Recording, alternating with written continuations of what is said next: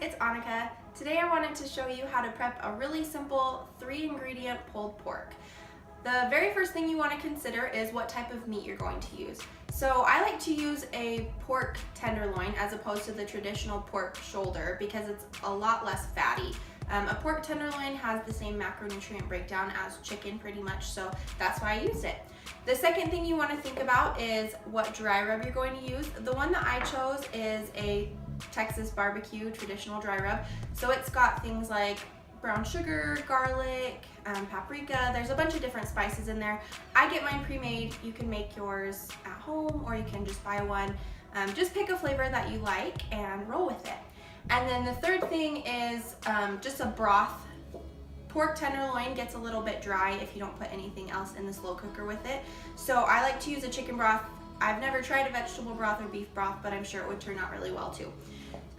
So I take my 3 pounds of pork tenderloin and I just sprinkle it with the dry rub. You want to be sure to get all of the sides coated and just rub it on there pretty evenly. This part isn't super important, so if every little piece isn't covered, you're going to be okay, but you want to get the majority covered. And I really like this Texas barbecue dry rub because it pairs well with barbecue sauce. I can put it with salsa and just pretty much make it whatever flavor I want, but this is a nice sweet and tangy flavor that I really like. So once you've got it all rubbed on there, then you're just gonna place it into your crock pot. And then you're going to want to wash your hands after that. Okay, so once you've washed your hands, you're gonna take your liquid, and I have 3 pounds of pork in here, so I'm just gonna do 1 cup of chicken broth. You mostly just wanna get it where it's partially covering, not totally covering because you don't want it to be soggy or gross, but just partway covering your meat, and then you're just gonna put the lid on your slow cooker. Okay, once you've got it in your slow cooker, you're going to either cook it on low for 8 hours or on high for 4 hours. I haven't tried this in a pressure cooker, but I'm sure that you could cook it a lot faster in there. I just like to put this in the morning and then have it done when I get home. So we'll come back in about 4 hours and see how it is. Okay, so after about 4 hours, it's time to take your pork out.